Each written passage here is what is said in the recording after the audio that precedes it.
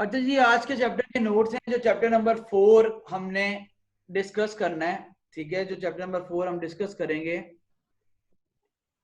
उसके लिए आपके पास जो मैं आपका नोट शेयर किए हैं, ताकि एक ओवरव्यू मैं आपको दे दूं चैप्टर के बारे में। बड़ा आसान सा चैप्टर है और जिसको मैथ्स बहुत अच्छा लगता है उसके लिए ये बहुत ही ज्यादा आसान है। बेसिकली चैप्टर का नाम है सीवीपी एनालिसिस, जिसको हम कहते हैं कॉस्ट वॉल्यूम एंड प्रॉफिट। ये एक बड़ा पावरफुल टूल है जो हेल्प करता है मैनेजर को, ताकि वो अंडरस्टैंड कर सके रिलेशनशिप रिलेशनशिप किसका, कॉस्ट का, वॉल्यूम का और प्रॉफिट का। बेसिकली आप जो सीवीपी एनालिसिस कर रहे होते हैं इसके अंदर आप फोकस करते हैं कि आपने कि आपके प्रॉफिट को कौन कौन सी चीजें इफेक्ट कर सकती हैं। आपके प्रॉफिट को जो चीजें इफेक्ट कर सकती हैं उनमें सबसे पहले आपके पास आता है सेलिंग प्राइस आती है आपकी, आपका सेल्स का वॉल्यूम आता है, आपकी यूनिट वेरिएबल कॉस्ट आती है, टोटल फिक्स कॉस्ट आती है, या मिक्स ऑफ प्रोडक्ट सोल्ड आती है। ठीक है, ये सारी हम जो क्वेश्चंस करेंगे उनको बार बार चीजों को डिस्कस करेंगे। ठीक है, कहता जी जो आपका सीवीपी एनालिसिस है वो अंडरस्टैंड, ठीक है, मैनेजर्स के लिए हेल्प करते हैं अंडरस्टैंड करने के लिए कि आपके प्रॉफिट कैसे इफेक्ट होते हैं इन की फैक्टर्स के साथ।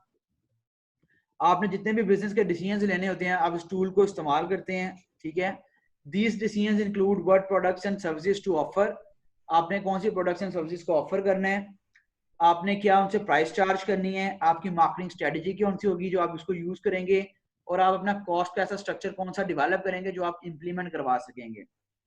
तो ये सारा कुछ सीवीपी एनालिसिस के अंदर आता है। उसमें एक टर्म उसके बाद कंट्रीब्यूशन मार्जिन है जो बड़ी यूज होगी। कंट्रीब्यूशन मार्जिन मैंने आपको लास्ट लेक्चर के अंदर भी और इस लेक्चर के अंदर भी दोबारा बताई है। कंट्रीब्यूशन मार्जिन के अंदर हम बेसिकली क्या करते हैं, ये वो अमाउंट होती है जो सेल्स में से वेरिएबल एक्सपेंसेस को लेस करने के बाद आती है। ठीक है, वो हमारा क्या कहलाता है, कंट्रीब्यूशन मार्जिन कहलाता है। It is the amount available to cover fixed expenses and then to provide profit for the period. जब आप सेल्स में से अपनी वेरिएबल एक्सपेंसेस सारे लेस कर लेते हैं तो आपके पास कंट्रीब्यूशन मार्जिन की अमाउंट आती है।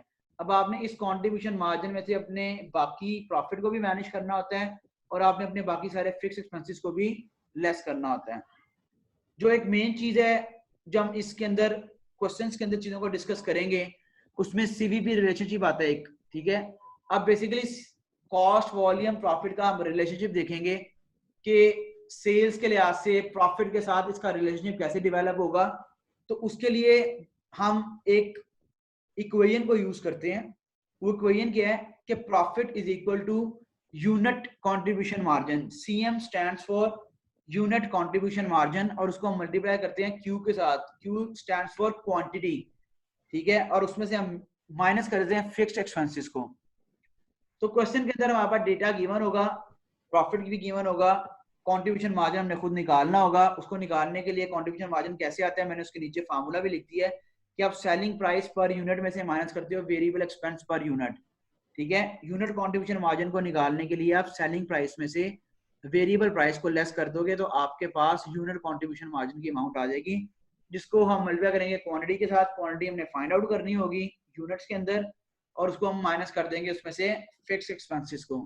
तो ये एक सिंपल सी इक्वेशन है जिसके जरिए हम फाइंड आउट कर सकते हैं सीवीपी रिलेशनशिप को। उसके बाद हमारे पास एक फार्मूला यूज होगा जिसको हम कहते हैं contribution margin ratio. Contribution margin ratio basically क्या है, कंट्रीब्यूशन मार्जिन रेशियो हमारी यूनिट कंट्रीब्यूशन मार्जिन को रिप्रेजेंट करती है कि हमारा यूनिट कंट्रीब्यूशन मार्जिन क्या होगा। सीएम रेशियो बेसिकली हम निकालते हैं टोटल कंट्रीब्यूशन मार्जिन को डिवाइड करते हैं टोटल सेल्स के साथ, कि आपके पास टोटल कंट्रीब्यूशन मार्जिन जो गिवन है उस टोटल कंट्रीब्यूशन मार्जिन को आप डिवाइड करेंगे टोटल सेल्स के साथ, तो आपके पास आंसर आएगा किसका, कंट्रीब्यूशन मार्जिन रेशियो का। अब अगर आपने contribution margin ratio in the form of unit basis निकालनी है, पहले हम टोटल अमाउंट पे निकाल रहे थे, जो सेकंड ये चीज मैं डिस्कस कर रहा हूँ आपके साथ, ये CM ratio in the form of units हैं। तो आप कैसे निकालेंगे, आप यूनिट कंट्रीब्यूशन मार्जिन को डिवाइड कर देंगे यूनिट सेलिंग प्राइस के साथ। ठीक है, ये सारी चीजों की मजीद क्लैरिटी आपको क्वेश्चंस के लिहाज से हो जाएगी, लेकिन उससे पहले जो फार्मूला हमने यूज करने हैं हम उनको चीजों को डिस्कस कर रहा हूँ मैं आपके साथ। फिर एक रिलेशनशिप आता है प्रॉफिट का और कंट्रीब्यूशन मार्जिन रेशियो का, जिसको हम निकाल सकते हैं। अगर आपके पास कंट्रीब्यूशन मार्जिन रेशियो सवाल में गिवन है तो आप प्रॉफिट को निकालने के लिए कंट्रीब्यूशन मार्जिन रेशियो को मल्टीप्लाई करोगे सेल्स के साथ डायरेक्ट, और उसमें से माइनस कर दोगे फिक्स एक्सपेंसेस को। ठीक है, जो सारे फार्मूलाज क्वेश्चंस के अंदर अभी हम चीजों को डिस्कस भी करेंगे और मजीद क्लैरिटी भी आपकी होती रहेगी। उसके बाद इस चैप्टर के अंदर जो दो फार्मूलाज बड़े इंपॉर्टेंट है वो है ब्रेक इवन एनालिसिस का। ब्रेक इवन एनालिसिस आपने निकालना है। ब्रेक इवन क्या होता है? ब्रेक इवन से हमारा वो चीज होती है जिसमें आपको ना प्रॉफिट हो रहा है ना लॉस हो रहा है, ठीक है। आप अपने एक्सपेंसेस को आराम से इजीली, ठीक है, कैटर कर रहे हो। Break even in unit sales निकालने का जो फार्मूला हम यूज करते हैं वो होता है हमारा unit sales to attain target profit, कि आपने कितने यूनिट्स बेचने हैं। तो उसको सिंपल सा निकालने का फार्मूला है कि आप टारगेट प्रॉफिट के अंदर ऐड कर देंगे फिक्स्ड एक्सपेंसेस को। सिंपल सी बात यह है कि आप सबसे पहले फिक्स्ड एक्सपेंसेस को डिवाइड करेंगे कंट्रीब्यूशन मार्जिन के साथ, जो आंसर आएगा उसको आप ऐड कर देंगे टारगेट प्रॉफिट के अंदर। इसी तरह ब्रेक इवन को आपने निकालना है डॉलर्स की फॉर्म में, तो उसको निकालने का फार्मूला क्या है? टारगेट प्रॉफिट के अंदर आप ऐड कर देंगे fix expenses divide by contribution margin ratio. ये कैसे निकलेंगी? अभी मैंने क्वेश्चन नंबर 1 जो करवाना है उसमें मैं थोड़ी बहुत इसकी आपको ये इंप्लीमेंट कैसे होगा वो बता दूंगा। जो लास्ट टॉपिक है इस चैप्टर के अंदर वो है मार्जिन ऑफ सेफ्टी का। मार्जिन ऑफ सेफ्टी से मुराद ये है कि मेरी नेट इनकम कितनी है, बेसिकली जो पैसा सिर्फ मेरा है तमाम खर्चों को निकालने के बाद। तो उसको निकालने का सिंपल सा फार्मूला क्या है कि आपने बजट टोटल बजट सेल्स में से लेस कर देने हैं ब्रेक इवन सेल्स को, ठीक है। तो आपके पास क्या आ जाएगा? Margin of safety in dollars. अगर आपने मार्जिन ऑफ सेफ्टी परसेंटेज में निकालनी है तो आप margin of safety in dollars को डिवाइड कर देंगे total budget sales in dollars के साथ और उसको मल्टीप्लाई कर देंगे 100 के साथ, तो आपके पास ये आंसर आ जाएगा in the terms of percentage. ये वो तमाम के तमाम फार्मूला से जो मैंने आपके साथ शेयर भी किए हैं और डिस्कस भी किए हैं, जो हम यूज करेंगे इस चैप्टर नंबर 4 के क्वेश्चंस को सॉल्व करने के लिए।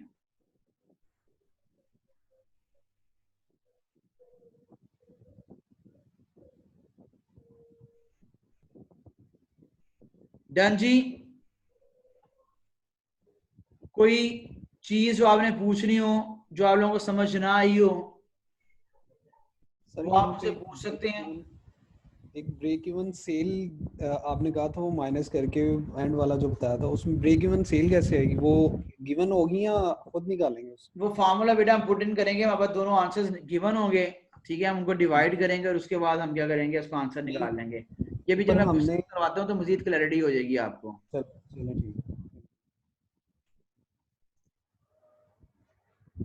Clear ji.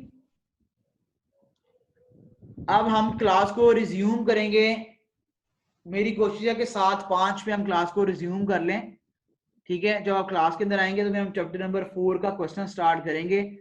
टिल दैट मैं आपको इसका जो सा है रिकॉर्डिंग्स भी सेंड कर रहा हूँ जो अभी तक हमने चीजों को डिस्कस की है, ठीक है। तो अब 7:10 पे इंशाल्लाह हम दोबारा स्टार्ट करेंगे। नमाज की ब्रेक आ जाती है और उसके बाद फिर हम आगे कंटिन्यू करेंगे चीजों को।